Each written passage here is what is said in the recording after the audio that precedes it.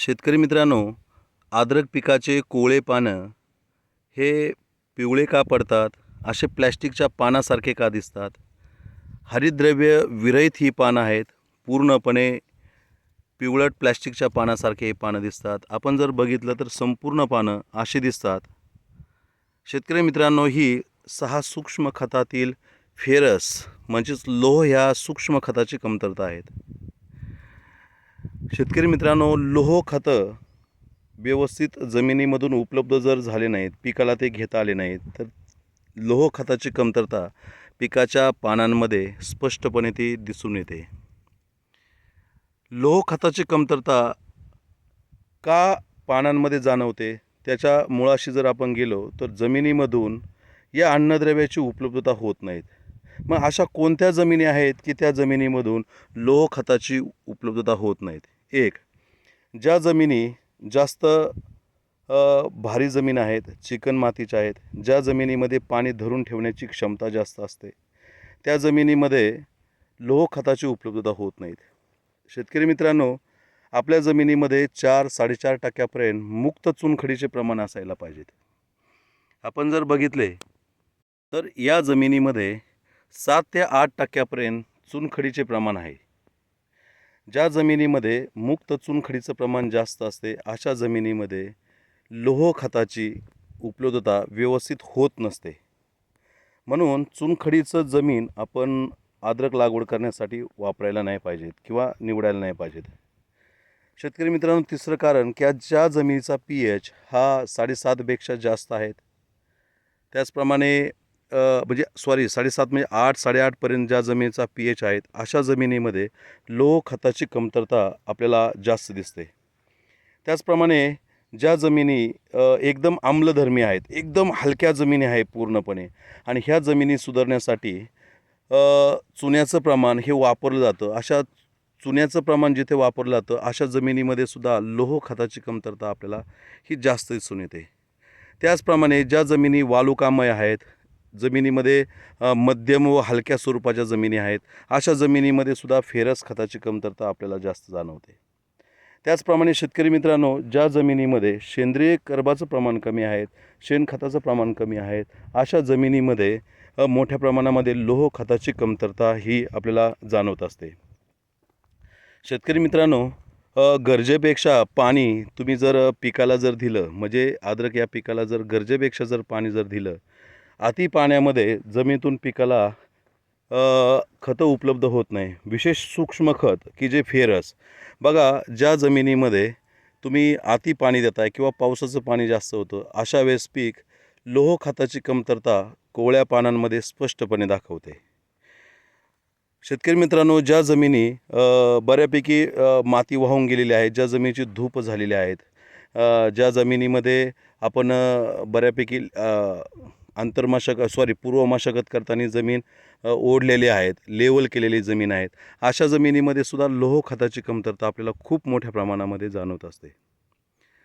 शेतकरी मित्रांनो, आज आपण जमिनीतून सूक्ष्म खतं संतुलित प्रमाणात द्यायला पाहिजेत, हा ढोस न दिल्यामुळे, म्हणजे आज फक्त NPK खताचा वापर अनेक लोक करतात, परंतु सूक्ष्म खतं त्यासोबत जे द्यायला पाहिजेत हे देत नाहीत.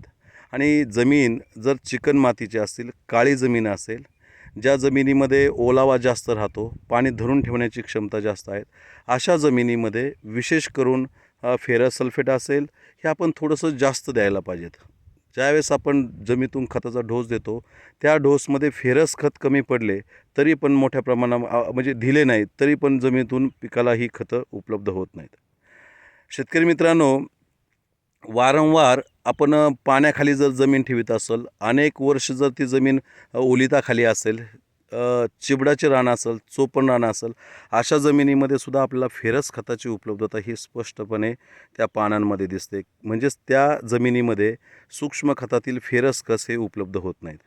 शेतकरी मित्रांनो, अशा जमिनी ज्यावेळेस आपण निवडतो किंवा ज्या आपल्याला माहीत नसतात, आणि मग हळूहळू पीक वाढीच्या कालावधीमध्ये पानं पिवळे पडतात, पानावरती असे चॉकलेटी लहान लहान चॉकलेटी कलरचे स्पॉट येतात. आता तुम्ही याला बॅक्टेरियल स्पॉट म्हणतात, ॲक्च्युली आता याला करपा म्हणतात. आता हा करपा नाहीत, तर हे पानं जे आहेत, तर हे पान पूर्णपणे फेरस खताच्या कमतरतेमुळे हे पिवळं पडलेलं आहे.